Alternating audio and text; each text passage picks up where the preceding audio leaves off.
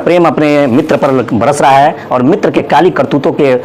से पर्दा लगातार उठ रहा है। जी हाँ, मोदी जी अपने मित्र को आसमान तक पहुंचाने के लिए दिन रात मेहनत कर रहे हैं, जबकि लगातार उनके भ्रष्टाचार और काले मामलों को तमाम मीडिया रिपोर्टों के माध्यम से उजागर किया जा रहा है। जी,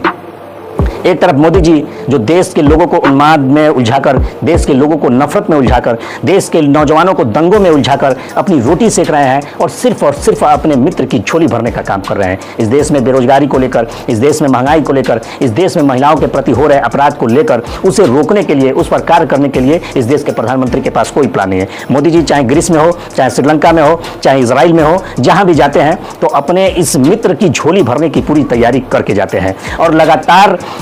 देश को विनाश की तरफ झोंक करके मोदी जी अपने मित्र के विकास के लिए काम कर रहे हैं। जी हाँ, हिडनबर्ग के बाद ऑर्गेनाइज्ड क्राइम रिपोर्टिंग प्रोजेक्ट यानी ओसीसीआरपी ने इस मित्र के ऊपर बेहद गंभीर आरोप लगाया है। ओसीसीआरपी ने आरोप लगाया है कि अडानी ग्रुप के शेयर को मॉरिशस में गलत तरीके से कई मिलियन डॉलर के रूप में निवेश किया गया है और अडानी ग्रुप के शेयर को अवैध तरीके से खरीदा और बेचा गया है। जी हाँ, और यह जानकारी अडानी ग्रुप के मेल से मालूम हुई है। उस रिपोर्ट में कहा गया है कि इस तरह के ये दो मामले हैं कि जब विदेशी कंपनियों के द्वारा अडानी ग्रुप के शेयर को नाजायज और अवैध तरीके से खरीदा और बेचा गया है।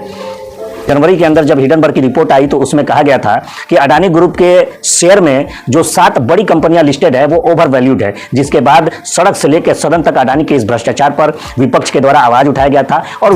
पूरे विपक्ष ने एकजुट होकर अडानी के इस भ्रष्टाचार के खिलाफ जेपीसी की मांग की थी। लेकिन बाहर मोदी सरकार,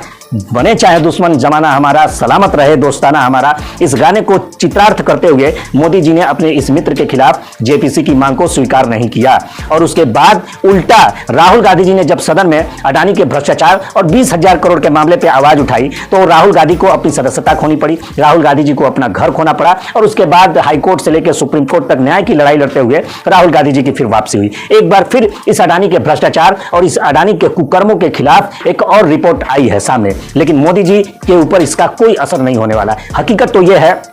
कि आज देश का पोर्ट से लेके एयरपोर्ट तक, रेल से लेके तेल तक और कोयला खदानों से लेके बिजली उत्पादन तक, सीमेंट उद्योग तक, सब कुछ पे अडानी का कब्जा जमाया जा रहा है। किसानों की जमीन पर भी अडानी की टेढ़ी नजर है और मोदी जी लगातार अपने इस मित्र की झोली भरने के लिए इस देश को गर्त और इस देश को अंधकार की तरफ धकेलने का काम कर रहे हैं। इन दो मित्रों की